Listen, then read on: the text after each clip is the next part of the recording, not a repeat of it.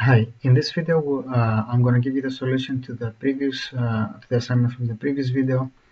What I had asked in the previous video was when a web page loads to focus the first form field, i.e. make it ready to receive user input. In the previous video we covered the onfocus and onblur events, and this relates to those. So let's look how to do that, how to put on focus the first form field when a web page loads. So I'm gonna use actually the subscription form from the previous video series, and as you can see, when I refresh the web page, in other words, when the web page loads, the first form field is not on focus. So I need, as a user, to click on it in order to start typing something, to bring it, in other words, on focus. So we need to correct this. So here is the HTML code for my subscription form, and since I want to do something when the web page has finished loading, I need to tap into the onload event, which I can find in the body tag. So here, as we know from previous videos, we're going to specify, we're going to type in a name of a function. The function does not exist yet, so I need to go and specify it between the head tags. In order to do that, I need to use the script tag and type in the reserved name function and then the title of my function. So here now I can specify what needs to happen. Now, one solution to our problem, so in order to bring in focus the first form fields, well, we saw how to do that in the previous video, and we need to look at what is the ID of the tag of the first form field, and the ID is first name.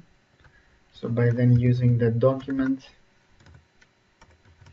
object and the get element by ID, we need to specify which ID is it that we're interested in, and then we can use the function focus in order to solve our problem. We're also gonna return nothing, or return false from this function. So by using this line of code where we use the document object, we specify which ID is it that we're interested in. That's this one, which is the first one in the form field, and we want to bring it on focus. So for that we use the focus function. So if I would save the file and refresh the browser, as soon as I'm gonna hit this button, you're gonna see that this field is gonna come into focus. As you can see, as soon as I hit the button, here is the field on focus. So for example, I could bring on focus the second text field, and for that I would need to use the ID of the second one, which has last name. So if I would change this one from first to last name and save the file, now as soon as I'm gonna hit this refresh button, what you're gonna see is that this text box is gonna come into focus. But that's not what I want. I want the first name to be on focus, since this is the first form field. So I'm gonna correct this, refresh the web page, and as you can see now, I can immediately start typing my first name. So this is something that significantly improves the user's experience of a web form. Now, there is a second way of actually doing that. So instead of specifying an ID what I could do is, again, I could start from the document object and then use the forms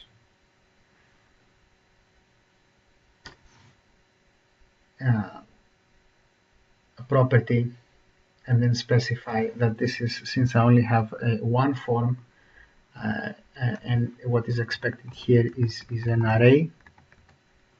So I specify that this is, I'm talking about the first form, and then I need to use the name of the attribute, which is again also first name, and then bring it on focus. Use the focus function right here. So if I would save this file, so as you can see, I commented this line, and I would refresh my web page. As you can see, again, the first text field comes into focus. So this would be an alternative way of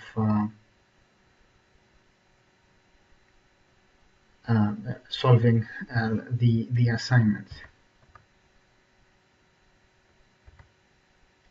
Now, in the next video, which is going to be an assignment for you, what I would like you to try to do before we solve it with the next video is to check one text input, for example, the first name from the previous video series, whether there was any input from the user. And if there is no input from the user, then to inform the user and focus the related field.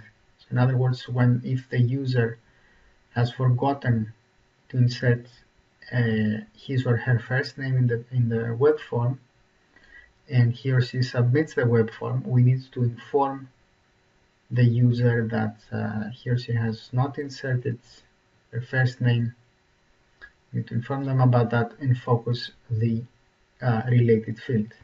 But all of that in the next video.